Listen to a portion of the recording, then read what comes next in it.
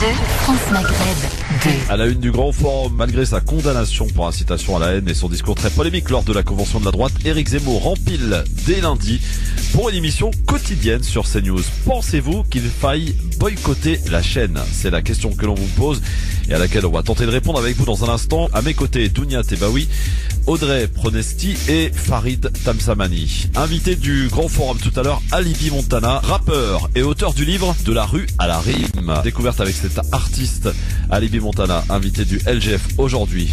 Le journaliste Jean-Michel Apathy, après avoir dénoncé le 2 poids 2 mesures, a été la cible de la fachosphère.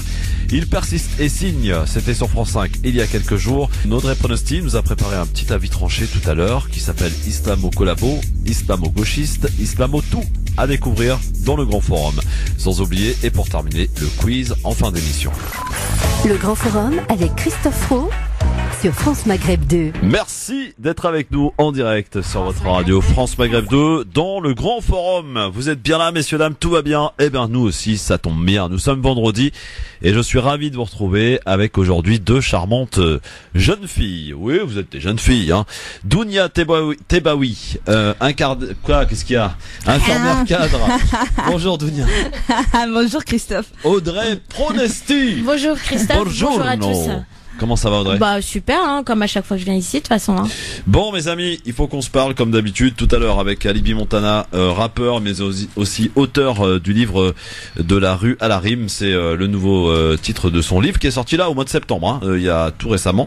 Et il a sorti d'ailleurs un single qui s'appelle d'ailleurs et qui porte le même titre, De la rue à la rime. On va découvrir ce personnage qui est passé par la case Heps et qui aujourd'hui s'en sort plutôt pas mal et ça marche plutôt bien pour lui et ça fera l'occasion de le rencontrer. Pour les amateurs de rap, forcément vous connaissiez monsieur Alibi Montana qui a grandi du côté de la cité des 4000 à la Courneuve, voilà. Évidemment. Voilà, je voyais si vous suivez.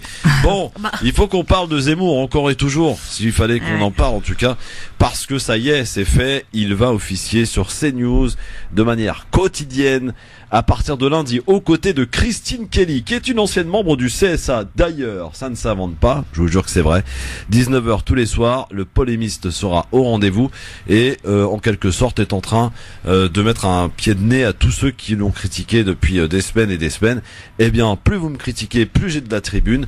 En l'occurrence, il sera tous les jours donc sur CNews. Voilà qui pose problème, évidemment, chez certains, chez beaucoup. Est-ce qu'il faut pour le coup boycotter CNews pour protester? Je sais déjà qu'il y a une députée En Marche qui a dit qu'elle n'irait plus sur CNews tant que cette chaîne donnerait la parole à la haine la plus abjecte. C'est ce qu'elle a déclaré. Je crois que c'est Fiona, je ne me rappelle plus de son nom en tout cas. C'était une députée En Marche et ça a le mérite d'être clair. Elle a dit moi, je n'irai plus sur CNews tant que ce monsieur officiera sur l'antenne. Il y a aussi des marques publicitaires qui ont été sollicitées pour rompre leur contrat publicitaire tels que Nutella et tels que la Maïf, et a priori eh bien elles vont arrêter leur contrat, le rompre en tout cas, puisque Zemmour sera sur leur chaîne. Il y a des actions qui sont menées. Alors est-ce que Dounia, qu'il faut boycotter CNews? Alors boycotter CNews, je pense que la décision elle appartient à tout un chacun. Après, ce qu'il faut savoir, c'est que en France le racisme c'est un délit, donc on peut pas inviter un délinquant. Il a été condamné, donc condamner et lutter contre le racisme, ce n'est pas inviter Zemmour. Comment voulez-vous que le discours antiraciste de la France soit crédible si Zemmour continue à être invité partout? Donc après, je pense que la question qu'il faut surtout se poser, c'est faut-il continuer à inviter Zemmour comme si de rien n'était? Ouais, mais là on parle bien d'une émission qu'il aura au quotidien, d'accord? Tout à fait. Alors il y a eu des actions qui ont été menées, notamment j'ai lu dans le Parisien, Ferrero, la Maïf, Groupama, etc. qui ont décidé de se retirer du programme. Moi j'ai entendu dire de la part de Nicolas de Taverneau, qui est le grand patron du groupe M6, qu'est-ce qu'il a dit, la Nicolas? seule chose, parce qu'en 2015, en fait il tient un double discours. En 2015 il disait qu'au contraire les clients pub, etc. faisaient un petit peu la pluie et le beau temps sur les chaînes. Et là, il a tenu un discours complètement paradoxal. Il y a quelques jours là, où il disait que, au contraire, que c'était pas eux du coup qui faisaient la pluie et le beau temps, et que la seule chose qui ferait que on retirerait Zemmour de la chaîne, ça serait que les invités de qualité, ceux qui sont invités à comment dirais-je, aux émissions où il est présent, refuseraient À partir du moment où il y aurait un refus qui serait, qui se manifesterait, annoncé, à ce moment-là, ce serait vraiment la seule chose qui ferait que on réfléchirait à deux fois par rapport au cas Zemmour. Voilà. Bon, alors Audrey, est-ce qu'il faut boycotter la chaîne CNews qui embauche donc Zemmour à partir de lundi? Alors, boycotter CNews, je suis d'accord avec Dounia, ça appartient à tout à chacun, mais alors dans ces cas-là, si on va plus loin dans le raisonnement, il faudrait boycotter les autres médias qui lui donnent la tribune. La question en plus, elle s'est déjà posée. Je veux dire, sur RTL, il n'y a pas de souci. Le Figaro, Paris Première, donc c'est pas nouveau. Il a déjà une exposition qui est déjà assez importante. Maintenant, effectivement, on sait tous que ses propos sont tendancieux. Il a été condamné, et c'est là où effectivement on peut vraiment s'interroger. Mais voilà, la question elle s'est déjà posée. Maintenant, est-ce que ils vont mettre fin à son contrat? Je pense pas, parce que s'ils l'ont maintenu alors qu'il a même pas commencé. En cela, moi, ça m'inquiète. Mais même eux sont pas sûrs d'eux. Moi, j'ai entendu dire qu'ils allaient vraiment surveiller tout ça de près, voir un petit peu. Ils sont pas sûrs d'eux. Ils sont restés sur leur position, mais ils sont pas sûrs d'eux. Donc rien n'est encore. Je pense que rien n'est encore joué par rapport à ça. En tout cas, votre avis nous intéresse et vous pouvez voter sur France Maghreb 2, Facebook évidemment, sur Twitter, le Grand Forum FM2. D'ailleurs, faut que j'aille voir un petit peu ce que ça donne au niveau des sondages, de la question qui vous a été posée. Vous n'hésitez pas en tout cas à voter, à nous appeler. Pour vous dire d'abord si ça vous choque et nous dire si vous allez décider de boycotter la chaîne en guise de protestation, j'ai envie de dire. Est-ce que vous comprenez justement le fait qu'il y ait des entreprises qui décident de boycotter, de rompre leur contrat parce que ce monsieur officie sur cette chaîne? Apathy qui a eu quelques problèmes, Jean-Michel Apathy, parce que il a osé comparer le fait de cas Dieudonné à qui on a confisqué la parole, et Éric Zemmour qui ont tous les deux d'ailleurs été condamnés, il faut le rappeler.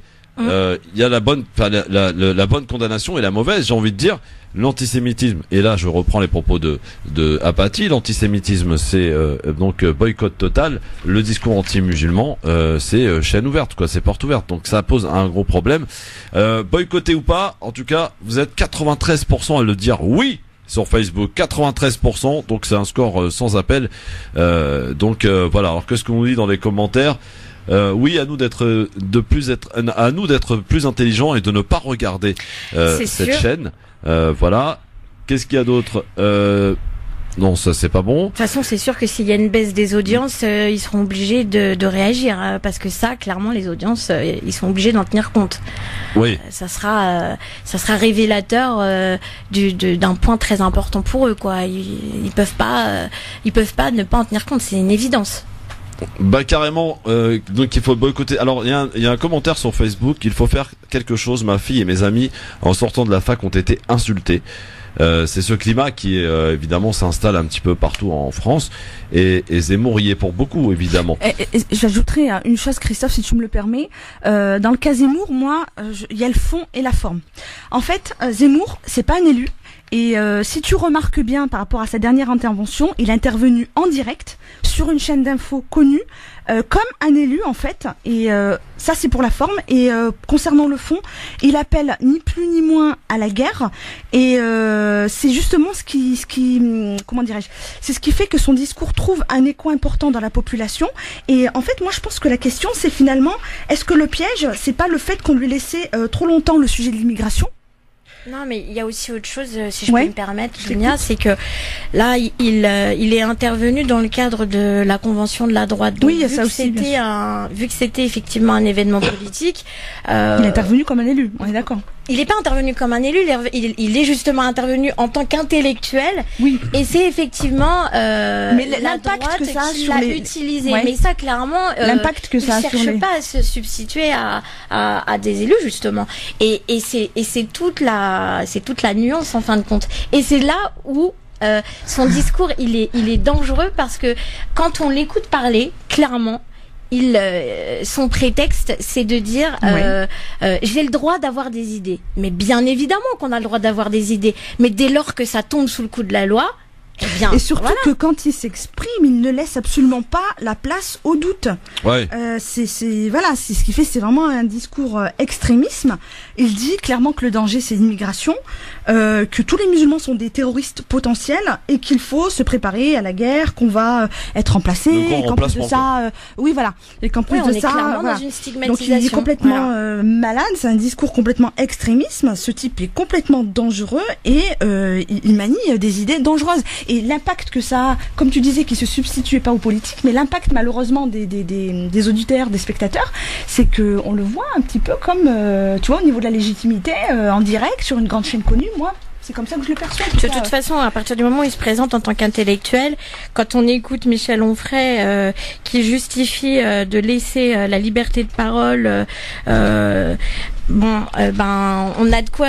Parce que moi, je suis pour la liberté de parole. Je l'ai toujours été et je le serai toujours. Maintenant, ce qui me laisse dubitatif, c'est de justifier sous le joug et sous le prétexte de la liberté de parole, on peut tout dire. Ouais. Ah non, il y a un encadrement, il y a des lois, parce que clairement, quand on a une personne qui a autant d'exposition, forcément et fatalement, ça a un impact sur les gens qui regardent la télé, qui regardent Internet. Et après, ça s'appelle de la consommation abusive, de l'info-obésité, j'en ai déjà parlé.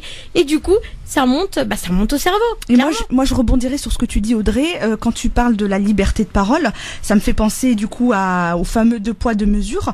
Moi, concernant le 2 poids 2 mesures, c'est soit on entend tous les deux, donc Dieudonné et Zemmour, soit on les entend plus, ni l'un ni l'autre, parce que d'un côté on va parler des fameux bouquins que Zemmour vend, etc., de la quantité faramineuse qu'il vend de bouquins. D'un côté on va parler de Dieudonné avec toutes les salles qu'il remplit, mais il y en a un qui est pour l'antisémitisme, il y en a un qui est anti-musulman. Il faut savoir qu'en France il y a des quartiers, je m'évade un peu, mais juste pour situer, en France il y a des quartiers, et bien évidemment qu'il y a des problèmes dans ces quartiers de communautarisme ou de radicalisation, mais c'est encore une fois aux politiques de régler le problème. C'est pas à Éric Zemmour. La balle là, elle est dans le camp d'Emmanuel Macron. C'est à Emmanuel Macron tu te rappelles le canton? C'est à Emmanuel Macron de régler ce problème. Aujourd'hui, on est clairement dans un cadre de responsabilité. Et les gens. Qu'est-ce qu'il peut faire Emmanuel Macron? Excusez-moi, Audrey, parce que qu'est-ce qu'il peut faire Emmanuel Macron face au choix d'une chaîne privée, parce que CNews est une chaîne privée, qui décide d'embaucher un polémiste? Ah oui, là-dessus. Qu'est-ce qu'il peut faire Emmanuel Macron? Je veux dire, ça a beau être un magicien comme certains le disent, mais il ne peut pas être plus magicien que le magicien lui-même. Oui, mais alors attends, mais au niveau des lois, on peut peut-être essayer d'agir au niveau des lois. Non, c'est plus. À mon avis, jouer c'est sur sa plus condamnation. C'est plus le CSA qui a un rôle à jouer. Alors le CSA ou Macron, mais en tout cas entre la condamnation d'une personne, enfin comme là on prend le cas Zemmour, sa condamnation pour haine raciale, et quand on fait le parallèle avec les interventions télévisées. Il peut y avoir des lois de créer dans ces contextes-là. Après, voilà comment on peut. Qu'en pensez-vous? Visiblement, concernant l'islamophobie, ça reste encore assez vague, parce que au final, non, c'est pas l'islamophobie, parce que l'islamophobie, c'est attention, parce que par exemple, si tu prends l'islamophobie, l'antisémitisme, l'islamophobie, c'est surtout le fait de critiquer, par exemple, l'islam politique, ce genre, ou l'islam tout court. L'islamophobie, c'est d'avoir peur de l'islam. C'est pas interdit.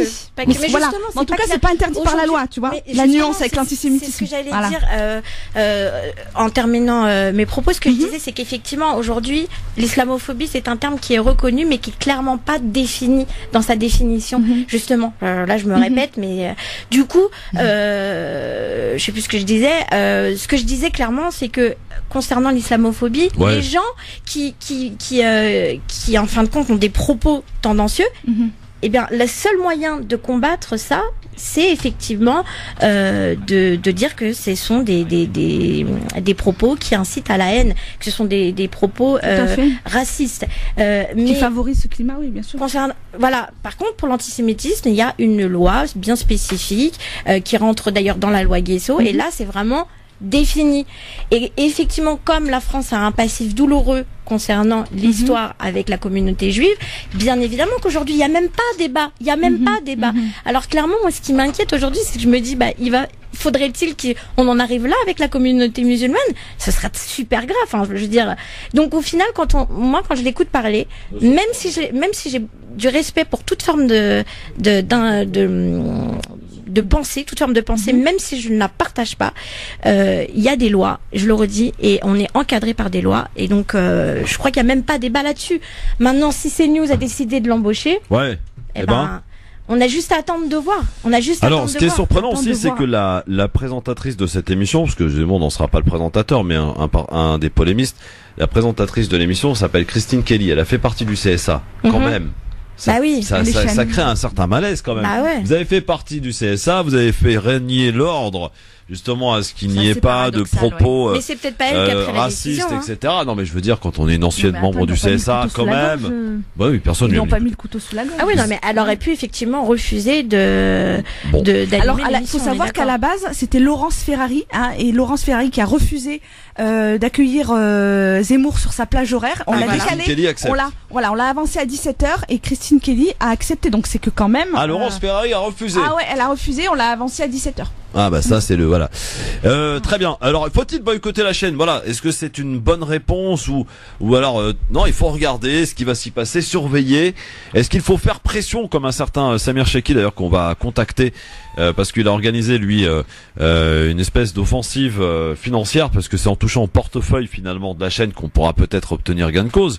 À savoir que ce monsieur arrête de parler, il a assez fait de mal. On rappelle que d'ailleurs l'auteur des attentats de Christchurch en Nouvelle-Zélande est venu se radicaliser, si je puis dire, en France en écoutant Camus et Zemmour.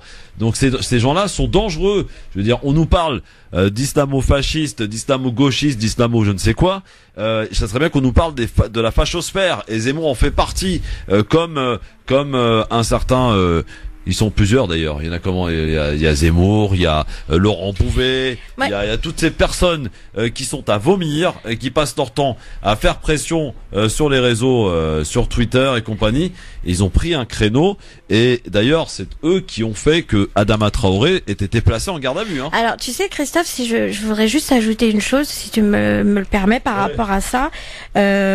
Pas par rapport à la question d'Adama Traoré, mais par rapport au fait que effectivement c'est une personne dangereuse, bien évidemment, mais je le soupçonne d'être d'autant plus dangereux que je pense que clairement il a vraiment un raisonnement très construit. Et quand on écoute, là je vais prendre l'exemple de Éric Nolot qui a témoigné en disant, parce que bon il le côtoie depuis quand même selon lui une quinzaine d'années, il a quand même fait des émissions avec lui et sur le service public France 2 et Paris Première, et il expliquait que selon lui ce n'est pas une personne raciste. Alors si on essaye vraiment de se dire que, admettons, il a raison, admettons qu'il ne soit pas raciste. Bon. Et bien alors là, dans ces cas-là, ça serait encore plus dangereux, parce que ça voudrait dire qu'il a encore plus conscience que ses propos peuvent avoir un impact sur les personnes qui l'écoutent. Parce que les personnes qui l'écoutent, et je reviens encore à ce que je disais tout à l'heure, quand on écoute une information sans réfléchir, sans creuser, je dis pas que les auditeurs ou les spectateurs, enfin bref, les spectateurs, tu m'as comprise, sont stupides, c'est loin s'en faut, c'est pas ça que je suis en train de dire. Je dis juste que et moi je m'inclus dedans, quand je regarde des informations, si je ne creuse pas, si je vais pas un peu plus loin, je vais imprégner l'information, et clairement ça aura forcément un impact sur la façon de penser. Donc si on n'élargit pas, et si les gens n'ont pas le temps d'élargir la réflexion, si les gens n'ont pas le temps d'aller voir d'autres personnes qui sont dans la contradiction, et en plus il y en a très peu, dès lors qu'il y a certaines personnes qui commencent à essayer de le contredire, bah c'est ce que tu disais tout à l'heure. On les taxe d'islamo-gauchistes, d'islamo-collabo. Tout à fait. Donc, si on ne peut, déjà d'une part, s'il a une surexposition et qu'en plus, il n'y a pas de contradiction, faut pas oublier. Il faut quoi? Il faut démissionner des chaînes, moi tout à l'heure, comme Yacine Bellatar a fait? Tout à l'heure, non, surtout pas. Tout à l'heure, Christophe me disait, mais Dounia, qu'est-ce que tu veux que les politiques fassent? Qu'est-ce que tu veux que Macron fasse? Mais en même temps, faut pas oublier qu'on est dans un pays où l'extrême droite est arrivée en tête des élections européennes et au deuxième tour de l'élection présidentielle. On peut pas faire comme si le phénomène n'existait pas. Et alors, qu'est-ce qu'on fait? Est-ce qu'on boycotte? Ou est-ce qu'on fait comme tu parlais de comment il s'appelle, de Bellatar, comment il s'appelle, Yacine Bellatar, excuse-moi. Ou est-ce que finalement il faudrait pas l'affronter en face avec un contradicteur mais de bien poids évidemment, pour changer les mentalités. Bien évidemment qu'il faut l'affronter, mais c'est pour ça que les partis d'extrême droite, les partis de droite, notamment la Convention de droite, l'utilisent comme un atout. Bon. Et ça l'a toujours été. Enfin, je veux dire. Vos appels au 01 40 33 9000, il sera notre invité dans quelques minutes, mesdames, mesdemoiselles, messieurs. Alibi Montana, c'est lui, avec ce morceau de La rue à la rime. C'est extrait également d'un single qui vient de sortir, et donc c'est aussi le nom du livre qui est sorti au mois de septembre et qui viendra nous présenter dans un instant sur France Maghreb 2. Well, Batman, toujours de la rue, de la rue, de la rue à la rime, de la rue, de la rue, de la rue. Ah, j'aime bien. Audrey, là, t'es dans le flow, là. De la rue à la rime, de la rue. Hein? Oui ou non? Non, parce que c'est un sujet qui me rend ouf. Alors. De quoi? C'est bon. Oui, bah non, attends, bouge pas, on est en direct là. Non, mais t'es dans le flow là, musicalement, t'aimes bien. Ah, mais bien sûr. Bon, d'accord, rassure-moi. Il arrive dans un instant. J'espère qu'il sera à l'heure, parce qu'il paraît que les rappeurs sont jamais à l'heure. On va voir. Hein. À tout de suite sur France Maghreb 2, c'est le grand forum. Dunia Temaoui, Audrey Prosti, elles sont là, toutes les deux aujourd'hui. De la rue à la rime, Alibi Montana, bonjour et bienvenue sur France Maghreb 2, Alibi. Bonjour à toi et à tous tes auditeurs et à tes chroniqueuses. Il pète bien ce son. Hein. Ah merci, ouais. Hein, Dunia, Audrey, qu'est-ce que vous en pensez? Franchement, moi, j'ai bougé de la tête, je dois l'avouer. Ouais. En plus, c'est une amatrice de rap, hein, Audrey, attention. À l'ancienne, mais amatrice de rap. Bah ouais, mais attends. Bon bah super, quand il y aura le concert, je vous inviterai tous, comme ça je verrai comment elle bouge. Faut pas me le dire deux fois. Avec grand plaisir. Alors j'ai vu des articles dans le concert d'Alibi Montana, c'est chaud quand même. Hein. Ouais, ça bouge bien. Ça se passe bien. Et d'ailleurs, le 19 octobre, je suis en concert à Saint-Denis et ça me tient à cœur parce que c'est pour les autistes ce concert. Ouais. Et ça me tient vraiment à cœur. Alors, Alibi, qui es-tu, mon cher ami? Est-ce que tu peux te présenter, évidemment, auprès de nos auditeurs? Tu es franco-haïtien. Ouais, c'est ça, exactement, franco-haïtien. Donc je suis rappeur avec 4 albums solo à mon actif et 2 albums en duo, un avec mon petit frère Alino, l'autre avec LIM, et puis des dizaines et des dizaines de mixtapes, de compilations, etc. Et de featuring surtout, beaucoup de featuring. Alors tu es né en région parisienne? Non, je suis né à Port-au-Prince, Haïti. Alors déjà le Wikipédia dit n'importe quoi. Il faudra qu'on faudra l'actualiser. Voilà. Parce que pour Wikipédia, tu es né en Seine-Saint-Denis. À Villetaneuse. À Villetaneuse. Ouais. Tu sais, Wikipédia, si tout ce qu'il disait c'était vrai, ça se saurait. Hein. Ouais, c'est vrai. Bon, alors, au moins t'es là pour nous confirmer. Oui, bien sûr. Voilà. Alors, qu'est-ce qu'on entend là? Dunia qui parle dans le téléphone. Moi qui est en train de parler sur le téléphone d'Alibi Montana. Voilà, on peut arrêter? Merci. La super annonce. Alibi, donc Nick Carson Saint-Germain, c'est ton vrai nom? C'est mon vrai nom. Ça pète, non? Pourquoi avoir choisi Alibi Montana? Je sais que c'est une question que t'aimes pas, mais bon. Bah, c'est une question, c'est pas que je l'aime pas, c'est que je l'entends tout le temps. Ouais. Alors, j'ai fait un média avant toi et on m'a dit la même chose, la semaine dernière aussi. Et à chaque fois, on me dit pourquoi t'as pas gardé Nick Carson Saint-Germain? C'est pas mal, ça pète comme prénom. C'est comme ça que m'ont appelé mes parents et c'est un très très beau nom dont je suis fier. Mais le Alibi Montana me vient de la Courneuve parce que quand on était gamin, c'est moi en fait qui trouvais les excuses pour toute la cité. Aussi bien à l'école que chez les parents. Donc ils m'ont appelé Alibi et je chantais pas encore. Ouais. Et quand j'ai commencé la musique et que je cherchais un nom, tout le monde à la Courneuve m'a dit, faut que tu t'appelles Alibi, puisqu'on t'appelle déjà tous Alibi. Et c'est pour ça que j'ai choisi ce nom-là en tant que nom d'artiste. Et le Montana, c'est pour mon amour des films de gangsters. Al Pacino, Al Pacino et voilà. Ah ouais. Quel couple mythique au cinéma. On le précise d'ailleurs. D'ailleurs, t'as grandi au 4000 à la Courneuve. Exactement. Voilà. Au 4000 à la Courneuve, dans la cité des 4000. Moi, mon bâtiment, c'était Préserve. Et comme je l'explique dans mon livre, bien avant la musique, j'avais cette période-là avec des amis d'enfance à moi avec qui j'avais fait les 400 coups. On allait chacun chez les parents de l'autre et on faisait pas mal de bêtises. Et au fur et à mesure, mon amour de la musique va arriver par rapport au son américain qu'on va entendre, etc. C'est ce que j'explique dans le livre. Alors, Alibi Montana avec nous sur France Maghreb 2. Tu as commencé ta carrière, on va dire, dans les années 90, et c'est la mixtape T'as ma parole qui a été sortie, je crois, en 99, si mes souvenirs sont bons. D'ailleurs, j'avais kiffé ce titre, cette mixtape de T'as ma parole. Et d'ailleurs, T'as ma parole revient souvent dans tes morceaux, c'est un peu ta marque de fabrique, hein. Ouais. La parole, c'est important pour toi, Alibi? Ouais, pour moi, la parole, c'est sacré. Ça vaut de l'or. Pour moi, un homme, ça doit avoir une parole. Et c'est toujours quelque chose avec lequel j'ai grandi parce que mon père m'a souvent dit ça. Et c'est vrai que moi, dans la musique, j'aime bien faire revenir ce petit leitmotiv parce que pour moi, c'est une grande signification. Alors, il y a eu la période, j'allais dire un peu noire, la période d'incarcération à 2 reprises. Ouais, à 2 reprises, ouais, c'est vrai, exactement. Donc surtout, bon, la plus noire, bon, même si les incarcérations sont toujours noires, mais la plus noire, on va dire, c'est la deuxième, c'est l'histoire, parce que comme j'explique dans mon livre, j'étais à fond ancré dans la cité, moi, avant de vraiment commencer une carrière musicale. Donc j'étais dans tous les travers de la cité et j'ai baigné dans pas mal de choses, comme on peut voir les jeunes de France baignent en ce moment. Comme je dis dans mon livre, il y a des choses que j'ai vécues, que je vois aujourd'hui, que beaucoup de jeunes vivent malheureusement. Qu'est-ce qui a changé, Alibi, par rapport à tes années, par les années 90, 2000? Franchement, pas grand-chose, hein, ouais. Parce que moi, je trouve que la politique pour la jeunesse ou pour pouvoir aider les jeunes à croire en leurs rêves, elle n'existe pas. C'est-à-dire que dans tous les quartiers de France, et je continue à y aller, je le vois, c'est pareil.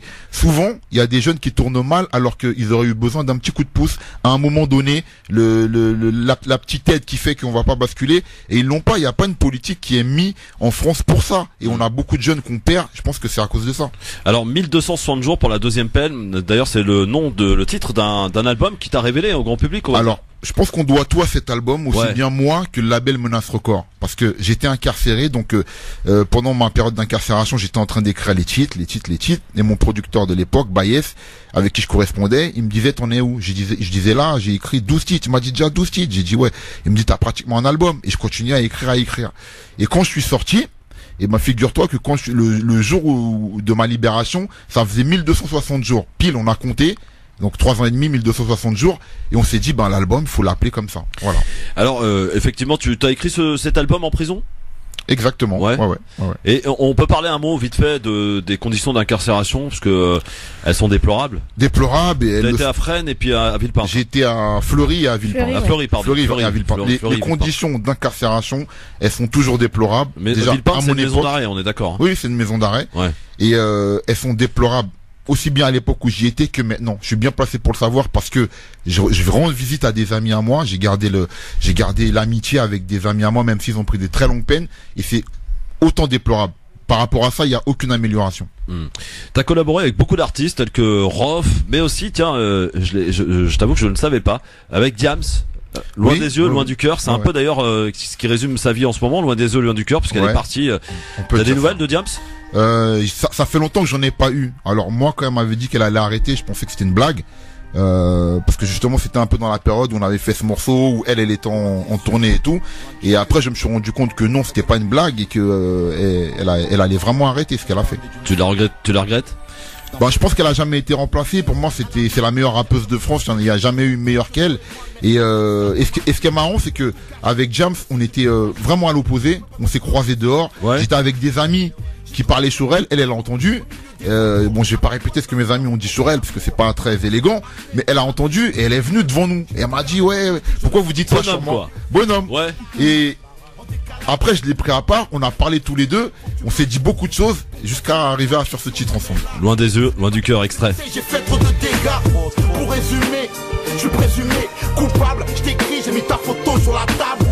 Quand je parle de nos moments les meilleurs, mes collègues en prison me disent loin des yeux, loin du cœur. Là-bas, loin de toi, j'ai besoin de ta force et de ton soutien. Loin des yeux et loin du cœur. Là-bas, tout près du pire, très loin du meilleur. Là-bas, loin de toi, j'ai besoin de ta force et de ton soutien. Loin des yeux et loin du cœur. Là-bas, tout près du pire, très loin du meilleur. Loin des yeux, loin du cœur avec Diams, donc une des collaborations. Il y en a eu beaucoup, d'ailleurs. T'as fait beaucoup de feats avec beaucoup d'artistes. Si tu devais en retenir qu'un ou qu'une? Non, je peux pas parce que j'en ai fait énormément et les sites de rap ils disent que je suis le rappeur français qui a fait le plus de featuring, c'est eux qui le disent. Ouais. Et je peux pas en retenir un comme ça parce qu'il y en a trop. Alors juste un petit mot aussi sur ce qu'on appelle le rapco en ce moment dans les radios aujourd'hui telles que Skyrock, Génération, sur le Move, etc. Qu'est-ce que tu penses un peu de la tendance du Move qui tourne en ce moment au niveau du son, du rap qui a quand même, on a quand même franchi un cap là pour le coup. Alors peut-être pas dans le bon sens, mais on a franchi un cap. Après c'est vrai qu'on est dans le rap commercial qui est mis en avant sur les radios que tu viens de citer et que par exemple tu passes pas sur ces radios là et que c'est trop underground, c'est quoi? Oui, je pense qu'ils ont pris un tournant qui est très commercial au jour d'aujourd'hui. Après ils ont des accords, ils ont des maisons de disques, avec les maisons de disques, ils ont pas mal d'autres choses aussi qu'on ne sait pas, quand ils se rencontrent pour dîner ensemble. Mais c'est sûr que en tout cas, le rap hardcore, si tu veux, il est, je vais pas dire que ils veulent l'étouffer, mais c'est-à-dire que ils font en sorte, en tout cas, que le rap hardcore on l'entende pas. Voilà. T'avais chanté aussi pour Haïti en 2009? Exactement, quand il y a eu la catastrophe. Ouais.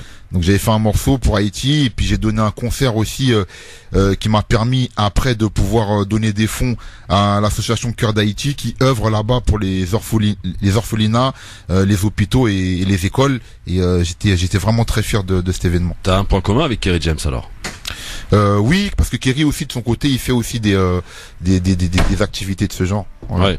Alors Alibi, il y a ce livre qui est sorti au mois de septembre là, c'était il y a peu de temps, hein, de la rue à la rime. Dans ce livre, c'est un témoignage de ton parcours que tu as souhaité mettre à la disposition des lecteurs.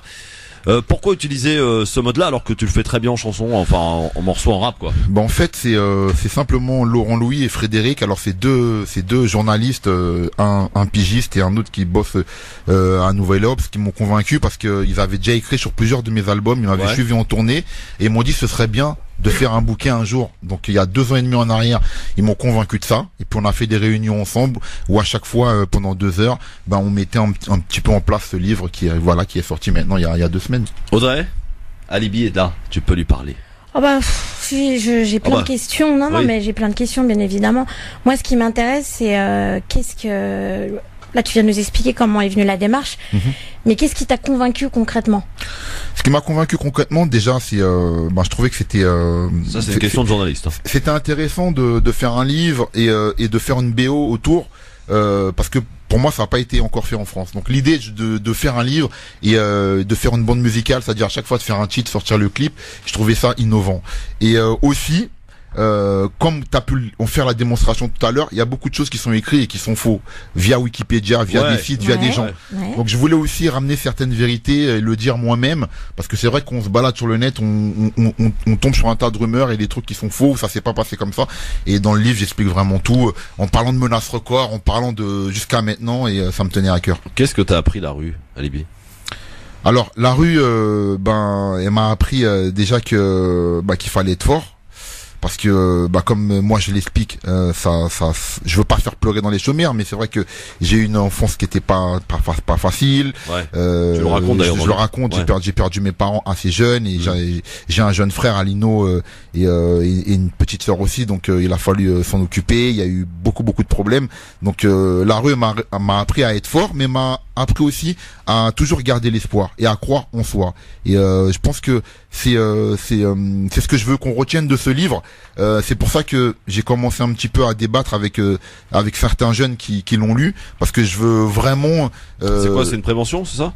Une prévention. Alors, j'irai pas jusque là parce que je veux pas être le moralisateur, je veux pas être un exemple. Ouais. Je veux juste témoigner de choses vraies qui sont arrivées et en débattre avec certains jeunes, et peut-être qu'en débattant, il y en a certains peut-être qui n'emprunteront pas les chemins mauvais que j'ai pu entreprendre. Justement, c'est la question que j'allais te poser par rapport aux jeunes. Même si effectivement t'expliques que tu veux pas te positionner en moralisateur, il n'empêche que tu as un vécu, et ça, on pourra pas te le retirer. Bien et sûr. Du coup, toi, en tant qu'homme et en tant qu'artiste, quel conseil tu pourrais donner justement aux jeunes qui veulent faire du rap, parce que clairement aujourd'hui beaucoup de jeunes veulent en faire. Bien sûr. Et beaucoup de jeunes n'ont pas la conscience de la difficulté que c'est, et bien évidemment le but c'est pas de les décourager, mais quel conseil tu pourrais leur donner justement? Alors, non, moi je veux freiner personne, les gens qui sont passionnés et qui ont envie de faire du rap. Moi je veux juste qui prennent conscience que il faut pas tout abandonner pour le rap. J'ai eu l'occasion de m'adresser déjà à un auditoire, il y avait plein de jeunes, et de leur dire ça. C'est-à-dire que il y a pas de souci, t'aimes le rap, c'est ta passion, ok, mais c'est pas pour ça qu'il faut abandonner l'école, ou abandonner ton taf si t'en as un, ou abandonner ta famille. Je veux dire que, voilà, il faut être conscient que y a pas que le rap dans la vie. Ok, c'est ta passion, tu en fais le mieux possible, et si tu arrives à en vivre, tant mieux pour toi, mais il faut pas occulter tout ce qu'il y a autour de la vie pour le rap. Et ça, c'est des erreurs que ont fait certains jeunes. Malheureusement, j'ai vu certains jeunes faire des erreurs comme ça et être désenchantés et aller jusqu'à des problèmes dramatiques. Alibi Montana avec nous sur France Maghreb 2. On parle souvent de violence policière dans cette émission. ton frère en a été victime. Ouais, malheureusement, il a été mon frère a été blessé à cause d'une erreur policière. Il y a eu un jugement par rapport à ça, même qui est en appel d'ailleurs, parce que le fonctionnaire en question a fait appel du jugement. Il doit y avoir un autre jugement contre lui, alors qu'il est tout à fait en tort, parce qu'il a fait usage de son arme envers mon frère, alors que mon frère, c'était pas lui. En aucun cas, il devait être mis en joue. Et ce fonctionnaire, il y aura un nouveau procès contre lui bientôt, que j'espère qu'on gagnera comme le premier. Alors il paraît qu'il a du talent, ton petit frère aussi. Il va figurer dans le prochain album, Alibi? Alors mon petit frère, on a déjà fait un album qui s'appelait Affaires de famille, le volume 1. Ouais. Et là bientôt, prochainement, j'aurai le plaisir avec lui de sortir Affaires de famille 2.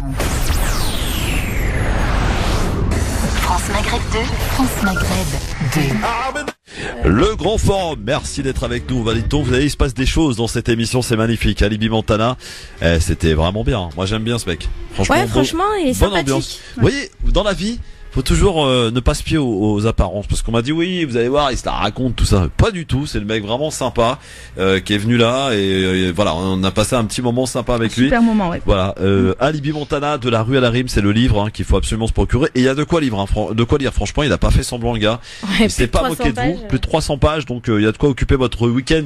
Ou plutôt que de regarder Netflix. Vous savez que c'est la mode. Tout le monde regarde Netflix maintenant, c'est un truc de fou. Est-ce que vous regardez Netflix? Bah, obligé. Est-ce que vous suivez des séries? Qu'est-ce que tu regardes en ce moment sur Netflix? Alors, en ce moment, j'ai fait une petite pause, mais là, je vais me concentrer sur Banlieusard, obligé, parce que... Ah, demain il sort demain. Banlieusard. D'ailleurs, il y a une projection au Halles. Demain, ouais, demain il y a une C'est projection. en avant-première hier à Champigny-sur-Marne. Tout à fait. Ouais. Et demain, donc ça sort sur Netflix, le film Banlieusard. Il y a une projection à 20h30 pour les intéressés au Halles. Voilà. Ouais, ce soir. Là, ce soir. Le 12, c'est quand le 12. Bah c'est demain. Voilà, Voilà. c'est demain. On peut le voir sur Netflix, donc voilà. Ça sort demain sur Netflix.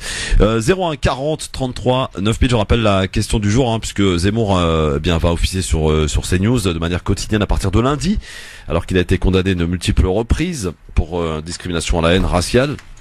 Entre autres, il sera aux côtés de Christine Kelly tous les jours. Est-ce qu'il faut boycotter cette chaîne? C'est la question que l'on vous pose et à laquelle vous répondez sur Facebook France Maghreb 2, sur Twitter le Grand Forum FM2. Vous êtes 93% à le penser en tout cas. Donc continuez à voter et en nous appelant évidemment 01 40 33 9000. On va aussi parler d'un journaliste qui a eu quelques soucis en comparant un peu l'affaire Zemmour à l'affaire Dieudonné. Il a pointé du doigt ce 2 poids 2 mesures qu'on ne cesse de dénoncer, ça fait des années ici qu'on en parle. Quand vous avez des propos antisémites, évidemment, vous êtes on vous ferme la porte, on vous condamne, ce qui est normal, évidemment, ce qui est logique. Par contre, quand vous avez des propos anti-musulmans, islamophobes, ce que vous voulez, là, c'est porte ouverte, j'ai envie de dire, plus t'en as, plus on t'expose. La preuve avec Éric Zemmour, qui en a eu de terribles lors de la convention de la droite, et qui se retrouve embauché par CNews. Jean-Michel Apathy, qui est un journaliste qui officie sur différents médias depuis des années, depuis plusieurs décennies, a pointé du doigt cette comparaison, en disant il y en a un, on lui ferme la porte, l'autre on lui accorde des tribunes. Il a été, insulté par la fachosphère sur Twitter, qui a pris en otage d'ailleurs ce réseau social. Et Jean-Michel Apathy était l'invité de l'émission C'est à vous sur France 5. Il a réitéré, il persiste et signe. Il y a une explication, c'est que cette loi, elle est aussi la cible à la fois des musulmans identitaristes, pour le dire brièvement, et aussi des djihadistes. Et on a des textes d'Al-Qaïda et de Daesh qui visaient notamment la loi sur le voile, pas la loi de 1905. On ne peut pas poser le problème calmement, on ne peut pas l'analyser, on ne peut pas regarder la situation qui est faite à l'islam en France aujourd'hui. On dit il y a des imams étrangers, c'est un scandale. Pourquoi y a-t-il des imams étrangers? Est-ce qu'on se pose ces questions-là? La loi de 1905, alors vous le dites, il y a des gens qui veulent l'utiliser, des gens avec qui nous n'avons rien en commun. Il faut quand même le préciser parce que le mot de collabo pourrait laisser penser que j'ai de la sympathie pour les djihadistes, mais en fait, je n'ai pas de sympathie pour les djihadistes. Mais enfin, vaut mieux le dire, on en est là, très bien. Mais la loi de 1905 est aussi utilisée par des gens qui sont islamophobes. Et qui, avec beaucoup de... Islamophobe, c'est pas... Si, bien sûr, avec beaucoup d'hypocrisie, avec beaucoup d'hypocrisie, ne veulent... Bah, il vous plaît peut-être pas. Ça n'existe pas, l'islamophobie, en France. Ça n'existe pas. Il y a du racisme anti-musulman. L'islamophobie, c'est autre chose. C'est la critique d'une religion. Attendez. Janvier 2017. Couverture de Causeur. Qui dit entre l'islam et la République, les musulmans doivent choisir? Qui dit ça? Éric? C'est pas islamophobe ça? Éric Zemmour. Oui, c'est la une de Causeur. C'est absolument anti-musulman. C'est islamophobe? Non, c'est entre l'islam. Non. Bon, enfin, là on coupe les cheveux en 12. Là. Non, bon, d'accord. Non, c'est pas les cheveux en 12. Enfin, on peut distinguer la religion de ceux qui la pratiquent. Entre l'islam et la République, les musulmans doivent choisir. Oui, les musulmans. Donc c'est anti-musulman. Oui. Mais ça veut dire que l'islam n'est pas compatible avec la République. Donc c'est islamophobe. Ben, c'est ça la phrase. Entre l'islam et la République, il faut choisir l'un ou l'autre. Les musulmans, s'ils choisissent l'islam, ils ne sont pas républicains. D'accord. C'est islamophobe comme. Si on met l'islam dans le financement et la pratique de la religion. Voilà un extrait en tout cas de cette émission, et l'interlocuteur, le journaliste, est Patrick Cohen, qui ne veut pas entendre du mot parler du mot islamophobie, hein. Mais pourtant Paty a essayé de lui faire comprendre, hein, tranquille, mais il veut pas l'entendre. Non, c'est des propos anti-musulmans, mais pas islamophobes. Ah, Paty lui dit, mais non, attendez, là, on parle d'un propos de Zemmour qui vous demande de choisir entre l'islam et la République, quoi. Ouais, voilà. Non, c'est pas islamophobe. Cohen, voilà, fidèle à lui-même en même temps. Mohamed est avec nous, il nous appelle d'où d'ailleurs, Mohamed? D'Aulnay-sous-Bois. Salut Aulnay-sous, salut Mohamed, comment ça va mon ami? Ça va très bien, alhamdoulilah. Alors, je trouve ça quand même regrettable qu'on en soit quand même à une question sémantique, alors que le débat qui est à l'heure actuelle est très préoccupant. Parce que là, l'histoire de c'est d'islamophobie, du racisme anti-musulman, le fond est le même. Monsieur Cohen, on connaît ses positions, bon, donc on va faire abstraction là-dessus.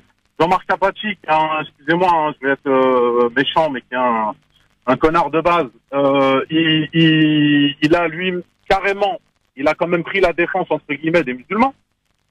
Donc, ce que je trouve regrettable, c'est quand même qu'un type comme Éric Zemmour, il a une tribune quand même. Et puis la polémique, j'ai l'impression que la polémique en fait a juste donné de l'importance à ce personnage.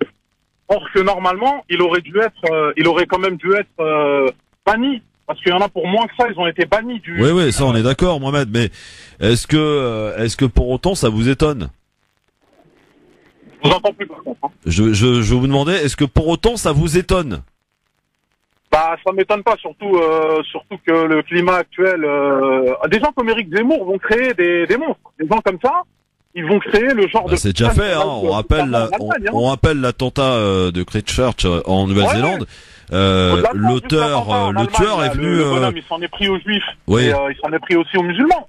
Il a tiré sur un kebab. L'amalgame, il a été vite réglé.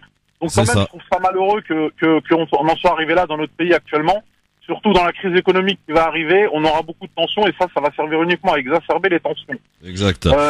Une petite parenthèse, est-ce que vous avez posé la question à Libby Montana de ce qu'il pensait de la mort de Samat? Non, j'ai pas pensé. C'est vrai que t'as bien fait, mais le temps qui était parti était très court. Tu fais bien de me le dire. On aurait pu lui dire, Sama, c'est le rappeur qui est décédé. C'était cette semaine, je crois. Hein, c'est ça. Hein, cette semaine. Exactement. Il est décédé donc sur le parking d'un McDonald's. Ouais, malheureusement exact. Pour lui. Malheureusement. Et puis tout ça pour dire que ces gens-là sont en train d'instaurer une idéologie en France. Surtout que maintenant, il est en train de s'appuyer sur des gens très charismatiques et très intelligents, que Marion Maréchal Le Pen. Ouais. Donc, je trouve que en donnant tribune à ces gens-là, on va faire uniquement que d'exacerber l'islamophobie ambiante qui est déjà dans notre pays et qui règne depuis un certain moment. Ok. Merci Mohamed. À bientôt mon pote. À bientôt, merci beaucoup. 01 40 33 9000, vous pouvez nous donner évidemment votre avis, vous nous appelez. C'est un peu tribune libre dans cette émission tranquille. Vous nous appelez, vous avez envie de dire un truc, eh bien vous pouvez prendre la parole parce que la liberté, ça a pas de prix. Et donc c'est au quotidien dans cette émission sur France Maghreb 2, la radio, bien sûr. Est-ce que Madame Pronosti est prête? Eh oui, elle est prête. Alors on va l'écouter dans son avis tranché. Allez, c'est parti. Jingle, messieurs dames.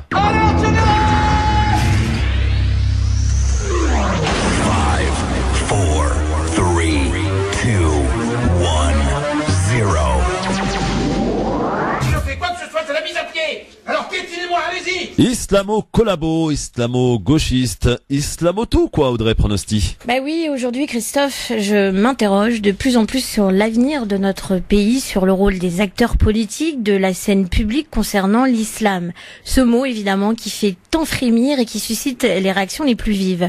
Bon nombre d'indicateurs nous amènent à constater les différents clivages, les écarts qui se creusent, mais surtout les incompréhensions grandissantes au sein même des Français. La pluralité des opinions est une bonne chose. Elle l'a toujours été d'ailleurs, on est bien d'accord. Elle est censée d'ailleurs même nourrir le débat. Toujours est-il qu'elle doit être productive. Mais dès qu'il y a stigmatisation d'un discours ou d'une catégorie de la population, cela devient non seulement biaisé, mais surtout dangereux pour la société. On sait tous que depuis ces dernières années, la religion musulmane est dans l'œil du cyclone. Les attentats terroristes ont traumatisé toute, et je dis bien toute la population, et bien évidemment la condamnation de leurs auteurs n'est absolument pas discutable. Mais du coup, la crainte omniprésente a fait de l'islam un gros mot. Le sujet prétend à toute polémique, le sujet politique pour toute forme de récupération, le sujet martelé dans tous les médias. Mais pendant ce temps-là, on n'avance pas, bien au contraire, le temps passe et les inquiétudes augmentent. Alors, dès qu'un intellectuel, un politique ou encore un journaliste s'aventure dans une réflexion un peu poussée sur la question, qu'il cherche à différencier un musulman d'un extrémisme religieux, il sera automatiquement catégorisé d'islamo-gauchiste, d'islamo-collabo, d'islamo-tout en somme.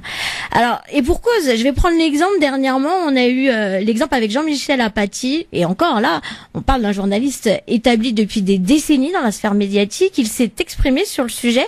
Alors, tout d'abord, il l'a fait en faisant part de sa consternation à l'égard du traitement de faveur fait à Éric Zemmour, de son exposition excessive, en mettant l'accent quand même sur sa condamnation pour provocation à la haine religieuse. Et franchement, c'est pas rien.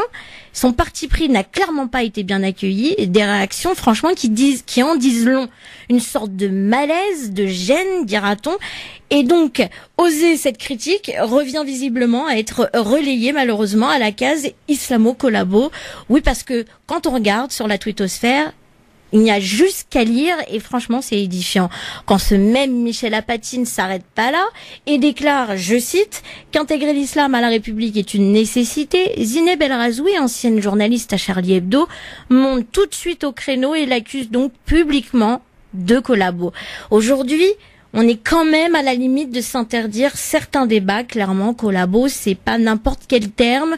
Pour que les choses évoluent, que l'on se comprenne, que l'on trouve des consensus, il faut quand même bien mettre les choses à plat, être capable de se remettre en question et d'accepter d'évoluer en fonction de la société dans laquelle on vit.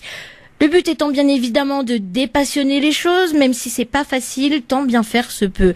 La France est multiculturelle, c'est ainsi, on ne peut pas le nier. Rentrer dans un raisonnement du rejet de la différence n'aidera pas franchement à la solution. Alors, la question que je me pose, c'est, au-delà de toute forme de récupération, de coûts de communication, de part et d'autre d'ailleurs, vu la gravité des amalgames, du deux poids deux mesures qui existe encore concernant le traitement du sujet de l'islam en France, n'est-il donc pas possible de se poser une minute?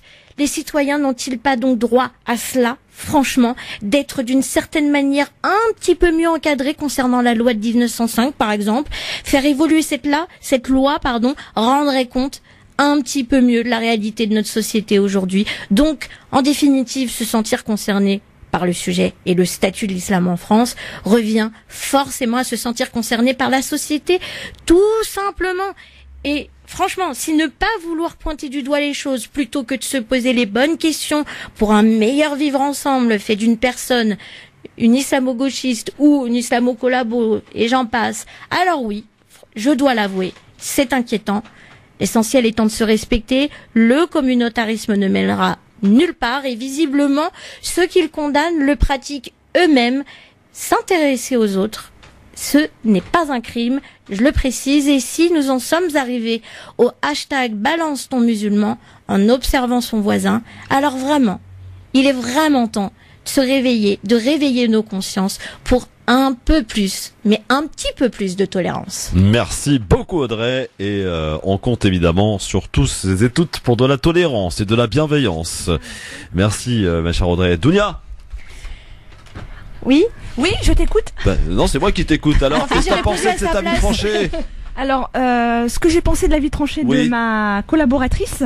La collaboratrice, c'est que ça fait très, autant dans le fond que dans la forme, une élocution parfaite, voilà. Rien à dire. Je l'ai payé. On s'en fout de l'élocution. Je l'ai payé. Non, mais j'ai dit autant dans le fond que dans la forme. D'accord. Bon. Manji, tu vas peut-être m'aider davantage. Manji de Marseille, qu'est-ce que t'as pensé de l'avis tranché d'Audrey Pronosti? Vas-y, balance. Alors, je vais être direct. Je parle pas sur la forme parce que c'est un texte très bien écrit, très bien lu d'ailleurs. Mais par contre, sur les termes utilisés, je pense que me pardonnera certainement Audrey de dire ça. C'est que c'est un peu bisounours en fait, parce qu'on parlait de citoyens. C'est une femme en même temps. J'ai pas entendu. C'est un peu bisounours, si t'as dit. Ouais, non. Je crois pas qu'on est. Ça se défend. Si vous me permettez, je finis mes propos et après vous pouvez... Ouais, calme-toi, tu sais que c'est pas un monologue, hein, mon cher Manji, tu le sais très bien dans cette émission, on réagit, on est instantané, mon ami. J'ai pas fini, pourquoi? Je sais. J'ai pas fini, j'ai pas expliqué, c'est tout, j'ai des bisounours, pourquoi? Parce que tout simplement utiliser le mot citoyen, je crois pas qu'on est dans un stade d'utiliser le mot citoyen. Parce que pour l'instant, on est des sous-citoyens. Et parler de changer la loi sur la laïcité 1905, en fait, je vois pas pourquoi il faut toucher à la loi 1905, parce que la loi 1905 n'est pas appliquée tout simplement pour les musulmans, comme dans l'époque coloniale. C'est exactement ce que je voulais dire. Voilà. Pas plus, ni plus ni moins. Après, il y a d'autres points que je l'évoquerai plus tard.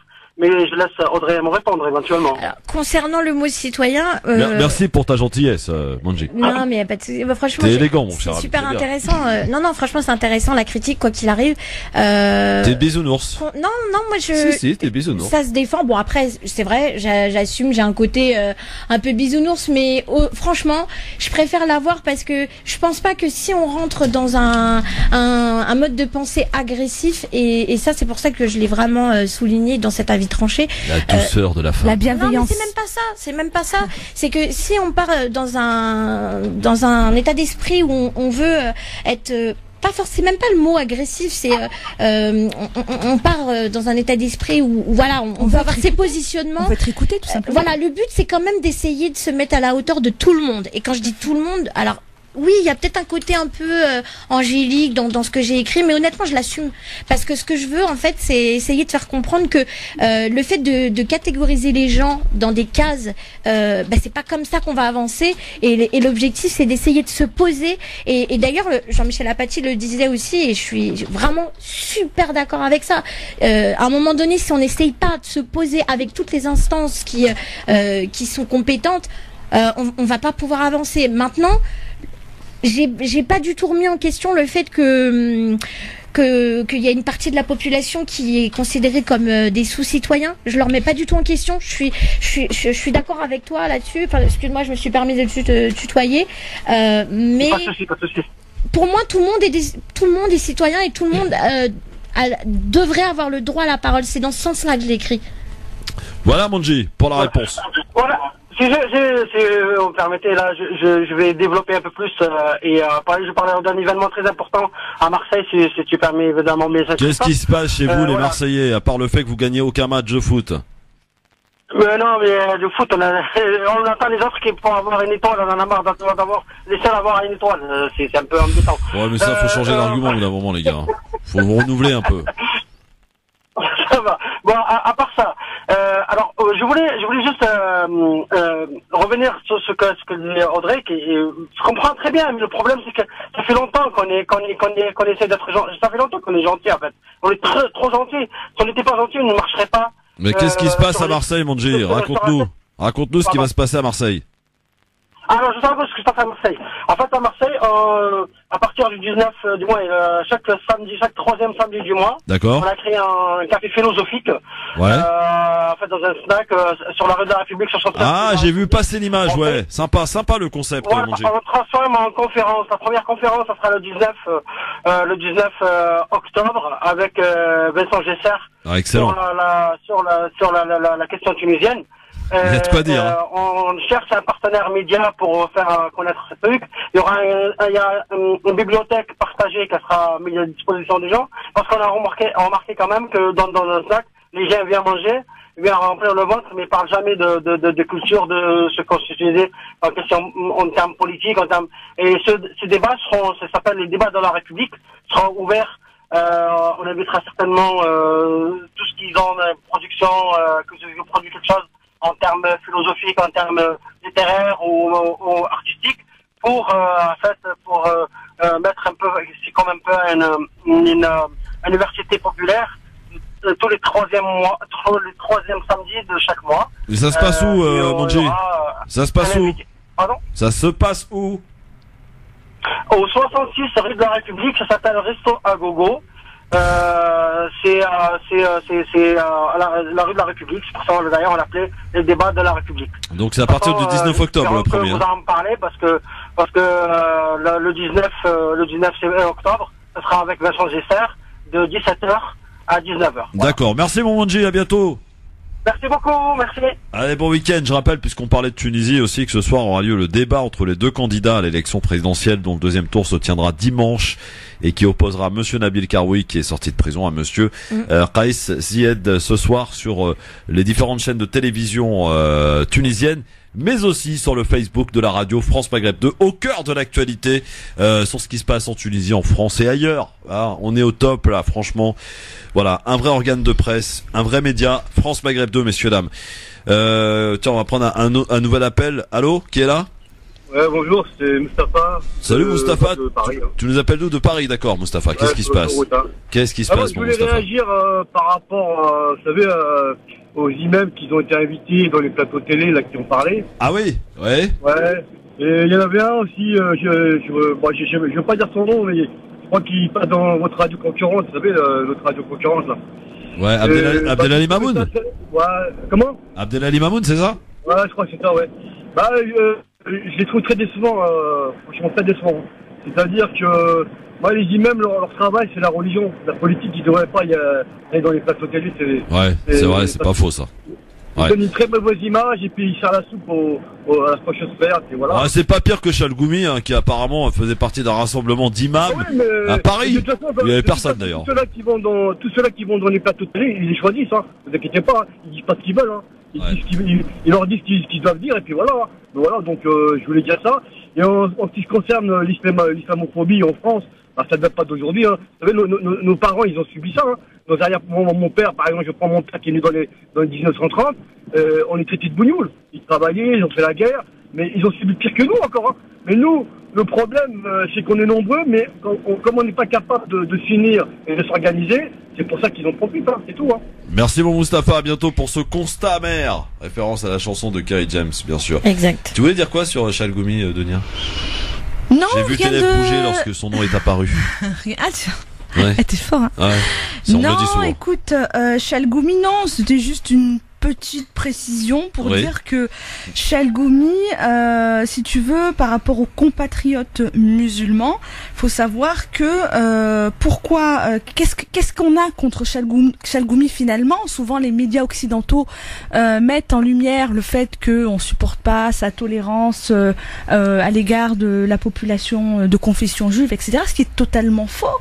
Ce qu'on lui reproche surtout, parce que je rebondis sur ce que disait Mustapha, il parlait de non-culture, de mélange politique, religieux, etc.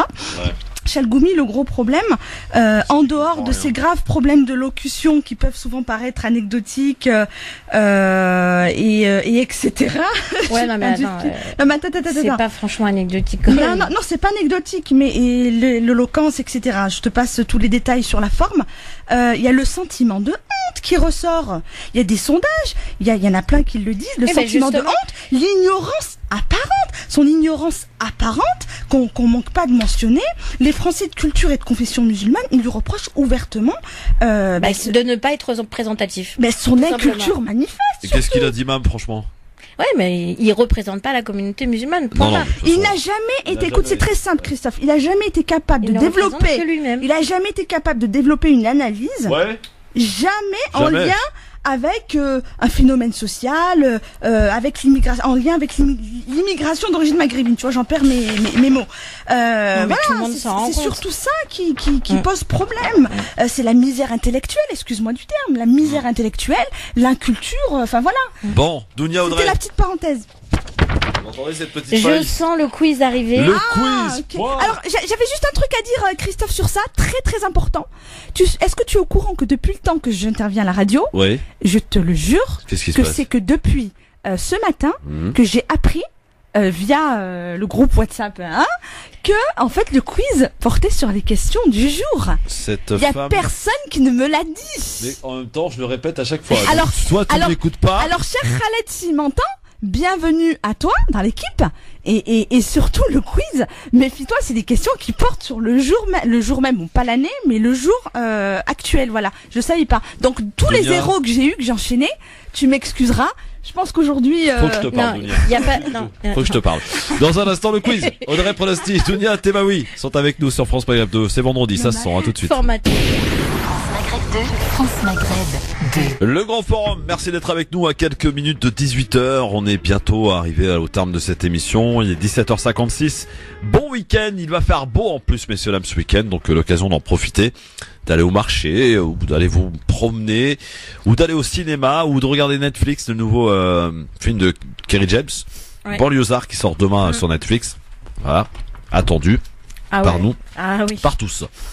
Bon. Alors, celle qui n'a pas compris que le quiz avait un rapport avec les questions de la date du jour, à savoir Dounia Temaoui. C'est pas que je l'ai pas compris, on me l'a pas dit. Non mais il n'y a pas besoin de le dire, en fait. Je répète à chaque fois.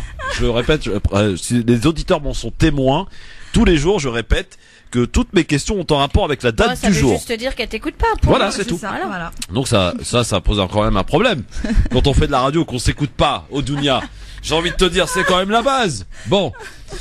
Mes questions ont donc tout un rapport avec la date d'aujourd'hui. Peut-être que ça lui est égal, mais ça je veux rien dire. Je rappelle la règle, et je serai intransigeant. Oui. Je ne veux pas de réponse avant la fin de ma question, sinon j'enlève un point. Ouais, mais on fait pas comme certains. Un petit clin d'œil à Bislam aussi, quand même. Pas de délation ni de dénonciation. Je n'ai rien dit. Ouais, c'est ça. Allez, c'est parti, je vous souhaite bonne chance toutes les deux. Ok. Alors, qui m'appelle en ce moment-là? Attends, je réponds. Je voulais répondre en direct, parce que là, ça va pas. Bah, bravo. Allô? Oui. Allô? Allô? Oui, bonjour monsieur, je suis en direct. Rappelez-moi, s'il vous plaît. Merci. Hop, allez hop, dégage. 01 40 33 9000, voilà, ne m'appelez pas sur mon portable, s'il vous plaît. Ce n'est pas le moment. En même temps, j'avais qu'à l'éteindre. Allez, première question, s'il vous plaît. Première question, qu'est-ce qui a été dissous par le Conseil d'État en Russie en 1991? Oh là là. Franchement, là... Ça porte 3 lettres. Ah ouais, non mais là... Non mais arrêtez. Ouais, je vais dire KGB. Oui, KGB. C'est une bonne réponse, je te jure que c'est vrai. Qu'est-ce qui a été dissous par le Conseil d'État en Russie en 1991? Le KGB. Je savais bonne pas réponse. que... Ah bah tu vois, je dis une bonne réponse et les services secrets... Bon. Deuxième question. Allez. Audrey, Dounia n'a toujours pas compris que c'était la date d'aujourd'hui. On est le 11 octobre. Quel ancien président américain reçoit le prix Nobel de la paix en 2002? Alors... Un ancien président américain qui reçoit le prix Nobel de la paix en 2002. Oui, il était de qui s'agit-il? Bush? Non. Bush, le prix de la paix. Il n'était pas forcément en mandat. Non, du tout. Bon. Il n'était pas en mandat. Ah non, du tout. J'ai dit quel ancien président, si on m'écoutait un peu. Reagan, mais bon, non, pas Reagan. Clinton, un peu plus tôt. Non. Ah, avant? Ah bon. J'ai envie d'en dire un, mais je pense non, je pense pas qu'il soit. Je pense il est pas Carter. Carter, c'est une bonne réponse. Je vais gagner à l'insu de mon blingue. Quel ancien président reçoit le prix Nobel de la paix en 2002? Jimmy Carter est une bonne réponse. Voilà. Bon, allez, on enchaîne. Troisième question. Je cherche. C'est trop fort. Un auteur. Française, c'est possible. Je cherche un auteur, cinéaste français, madame. Oui. Élu à l'Académie française en 1955.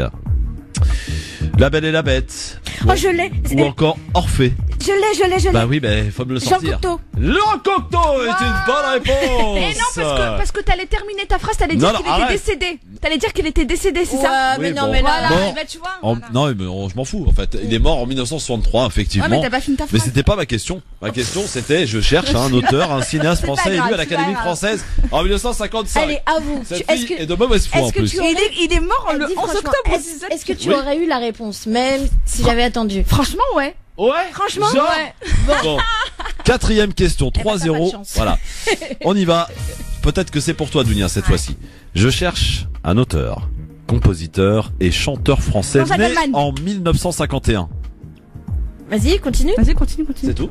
Jean-Jacques Goldman. Jean-Jacques Goldman est Mais une non, bonne mais réponse. attends, sur quoi, Merde. non, mais sur quoi tu te bases? Eh bien, parce que je sais que le 11 octobre. En fait, j'ai préparé, tu vois, comme je Ouais, savais que non, c'était non, 11 Comme octobre. toi. Non. Comme Eh, toi. t'as pas triché ou quoi? Bon, ça va, elle a marqué un point, t'en as marqué 3, ça Non, va. non, mais. Je Bon. ne capte pas, je ne Bon. capte pas. Ok. Cinquième question. Attention, par contre, Dounia, juste te précise, il faut bien attendre la fin de ma question parce que là, t'as répondu Oui, avant. je sais, mais comme Je c'est le j'ai premier rien point, entendu. il y avait l'émotion, Ouais, tu vois. Le premier point de Dounia Tebaoui, quand même, c'est le 11 octobre qu'il arrive. Cinquième question. Et dernière d'ailleurs. Elle est où? Elle est là. Je cherche un peintre, écrivain français, architecte, mort en 2018. Ce fut un spécialiste de construction aéroportuaire. Il a notamment, il est l'architecte d'ailleurs de l'aéroport de Roissy-Charles de Gaulle. Putain, je l'ai. Oh là là. Moi, je sais Au bout de la langue. Je sais pas. De qui s'agit-il, ma chère Audrey? Peintre, Oui, architecte. oui. Écrivain aussi. Il est français. Oh là là, Il a conçu l'aéroport de Roissy-Charles de Gaulle à l'âge de 29 ans. Non, mais j'ai sauvé la langue, mais je vais pas te le dire. Bah si, dis-le-moi. Non, bah attends. Ah bah si. En même temps, je les ai sortis. Il peint quoi? Il peint Je quoi les ai comme sortis peinture? les autres. Attends. Bah il peint, j'en sais rien moi ce qu'il peint comme peinture, Bah, il est peintre. l'impressionnisme, Mais j'en c'est un sais rien. spécialiste des aéroports. Ok. Voilà. Oh là là. Bon, tant pis. Paul Andru.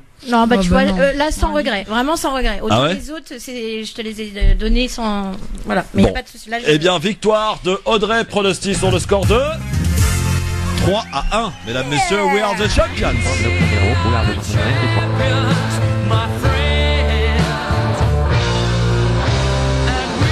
Ah, qu'est-ce qu'elle est bien cette chanson, je la kiffe. Bon, Ouais. Adounia, la prochaine fois, tu Mais moi, prépares. c'est pour moi une victoire aussi, hein, parce que c'est mon premier. Elle a marqué un donc, point. hein, Ouais, mortel. Bon, je n'en ressors pas trop une grande fierté parce que j'ai. Pourquoi Bah parce que j'ai dit les réponses, mais j'étais pas trop c'était sûre de bonne. moi. Excuse-moi, voilà. Tu vois, c'est ça d'être honnête. Mais bon, j'ai gagné. Voilà. Voilà. Bon, Allez. merci à toutes les deux, j'ai passé un bon moment. Vous Ouais, m'avez bien fait ouais. rigoler. Ouais. Toutes les deux. Alors je sais Surtout pas comment on Dunia. doit le prendre, Dunia. Hein. Surtout Dunia, Non, on va moi bien je le faire prends rigoler. bien parce que c'est Christophe, quoi, j'ai réfléchi. Ouais. Bon, Non, allez, mais- je vous fais un bisou les enfants. les Ouais, filles. nous aussi. Bon week-end. Bon week-end. Et rendez-vous lundi sur France Maghreb 2 avec je sais pas qui vient lundi. Il y a Gamal Abina, ça c'est sûr, Ouais, mais je c'est sais pas sûr. qui d'autre encore. Et ben, Bon. ce sera la surprise. Et mardi on se casse, nous on va au stade on va au stade à Lille. Pierre-Roy voir le match Algérie-Colombie. Voilà, on sera en direct là-bas. Rien le que ça. soir. Ouais. Ah, bien. On sera dans les loges, en backstage, tout ça avec mon ami DJ Nabil. Voilà. Ah, donc D'ailleurs, le j'imagine grand qu'il y forum aura sera en mode best-of mardi. J'imagine qu'il y aura un live. Bah évidemment. Bah évidemment, ouais. évidemment. Bon, bah cool. Bon, et bah passez un excellent week-end à l'écoute de France Maghreb 2 dans un instant, s'il arrive, Medjahed. Je sais pas ce qu'il fout aujourd'hui. Ah, mais attends, moi je suis avec Midget. Ah bah oui, bah voilà, bah reste aussi. Ah, bah voilà. Merci d'être avec nous sur France Maghreb 2, il est 18h01. Excellente soirée, bon week-end, le journal de Sophie Sarance. Bonsoir Sophie. Bonjour à tous. Il a œuvré pour la réconciliation avec l'Érythrée. Le Premier ministre éthiopien Abiy Ahmed vient de remporter le prix Nobel de la paix. Portrait du lauréat reconnu pour avoir apaisé les tensions ethniques dans le pays. 3 ministres à Rouen aujourd'hui, un peu plus de 2 semaines après l'incendie de l'usine Lubrizol. Un déplacement pour mettre en place un comité pour la transparence. En parallèle, l'entreprise va débourser 50 millions d'euros pour aider les agriculteurs. Et puis le foot avec les qualifications pour l'Euro 2020 qui se poursuivent. Les Bleus affrontent ce soir l'Islande à Reykjavik. Un match que les tricolores devront jouer sans une partie de leur cadre blessé. Bienvenue à tous. Et c'est la récompense la plus prestigieuse de l'Académie suédoise. Le prix Nobel de la paix 2019 est attribué au Premier ministre d'Éthiopie, Abiy Ahmed. L'homme d'État est récompensé, Olivier Montaigu, pour son travail acharné pour réconcilier son pays avec l'Érythrée. Oui, c'est sous son impulsion que les deux pays ont mis un terme à plus de 20 ans d'hostilité sur fond de litiges frontaliers. 2 décennies marquées surtout par une guerre civile sanglante au cours de laquelle près de 80 000 personnes ont perdu la vie. Ce rapprochement, eh bien, il l'a tout simplement décrété au mois de juillet 2018. 2018. Il a signé avec son frère ennemi érythréen Isaias Afewerki un pacte mettant fin à l'état de guerre. Abiot, comme on le surnomme dans son pays où il est très populaire, a su allier la parole aux actes en multipliant les gestes symboliques par la suite. Visite bilatérale, réouverture des ambassades et de plusieurs postes frontières, reprise du trafic aérien entre Asmara et Addis Abeba. Nous avons maintenant la responsabilité de transformer ces espoirs en réalité, a-t-il affirmé devant son peuple le 11 avril dernier. Avec le Nobel de la paix, c'est désormais chose faite. Retour en France où le nombre de morts sur les routes a baissé de 2,8% le mois dernier par rapport à la même période l'an passé. C'est ce qu'annonce la sécurité routière. Une baisse qui intervient après un mois d'août particulièrement meurtrier où la mortalité routière avait bondi de près de 18%. Du changement à la tête de Renault, le constructeur automobile français a démis de ses fonctions son directeur général Thierry Bolloré. Décision prise en conseil d'administration ce matin. Thierry Bolloré, nommé en début de l'année, est mis à la porte à cause des performances décevantes de la marque aux losanges. Une partie du gouvernement en déplacement à Rouen aujourd'hui. Elisabeth Borne, Agnès Buzyn et Didier Guillaume viennent chapeauter l'installation d'un comité de transparence sur le dossier Lubrizol. Lubrizol qui, Simon, a mis à passer un accord avec l'État pour indemniser les agriculteurs qui ont dû jeter leur production. Oui, un accord réparti sur une zone plutôt importante puisque ces fonds concernent des déclarations dans la Seine-Maritime, bien sûr, mais aussi l'ensemble des Hauts-de-France, 6 départements au total, au fur et à mesure que le panache était poussé au nord-est. Au total, 453 éleveurs qui ont jeté leur lait vont être payés par une première enveloppe à laquelle s'ajoutent 50 millions d'euros de fonds de solidarité auxquels auront accès cette fois tous les secteurs touchés par des pertes diverses. Attention, cet accord ne concerne que le court terme. Pour ce qui est d'un éventuel empoisonnement des sols, une production touchée sur un temps plus long, ce sera de nouveau normalement à l'État d'embrayer. Et en attendant, les éleveurs continuent de jeter faute de pouvoir stocker. Le feu vert pour la reprise est attendu la semaine prochaine. Pendant ce temps, le Premier ministre hongrois Viktor Orban est reçu aujourd'hui à l'Élysée. Le chef de file des conservateurs nationalistes en Europe déjeune avec Emmanuel Macron. 2 hommes, 2 visions diamétralement opposées, et notamment sur la question de l'accueil des migrants. La Hongrie refuse le principe de quotas obligatoires. L'auteur de la fusillade de Halle en Allemagne a avoué la motivation antisémite de l'attaque. Inconnu jusqu'ici des services de police, cet homme de 27 ans qui a tué 2 personnes avait déjà laissé derrière lui un manifeste antisémite. Un premier soldat turc tué dans l'offensive en Syrie. 3 militaires ont également été blessés 2 jours après le lancement des combats contre les Kurdes. Une offensive condamnée par la communauté internationale. Le secrétaire général de l'OTAN est à Istanbul aujourd'hui. De son côté, le ministre des Affaires étrangères, Jean-Yves Le Drian, demande une réunion d'urgence de la coalition internationale engagée contre l'État islamique. On passe maintenant au sport et l'équipe de France de foot retrouve les terrains ce soir. Match de qualification à l'Euro 2020 en Islande. Une rencontre qui s'annonce compliquée à cause des conditions météo, beaucoup de vent et du froid. Mais surtout un match sans Lloris, Pogba ni Mbappé. Malgré l'absence de joueurs cadres, les Bleus restent un groupe solide pour le capitaine Raphaël Varane. Maintenant, ça fait partie des aléas d'une saison. Ce qu'il faut essayer, c'est d'entretenir cette dynamique de groupe. On a un groupe qui est jeune, mais qui commence à se connaître. Donc voilà, il faut qu'on continue à garder le même niveau de jeu, à garder la même exigence, le même état d'esprit. Et ça malgré les absents. Après, on a la chance d'avoir beaucoup de joueurs de qualité en France. Donc voilà, ce qu'il faut, c'est garder le même niveau d'exigence et de performance. Islande-France, c'est donc ce soir à 20h45. Et puis il n'y a pas que la Coupe du Monde de rugby qui est perturbée par la météo au Japon. Et les qualifications du Grand Prix de Formule 1 qui devaient avoir lieu demain sont reportées à dimanche. De fortes rafales de vent sont attendues liées au passage du typhon Hagibis. Voilà pour toute l'actualité à midi. Excellent après-midi à tous. France Maghreb 2, service, info, musique, divertissement. France Maghreb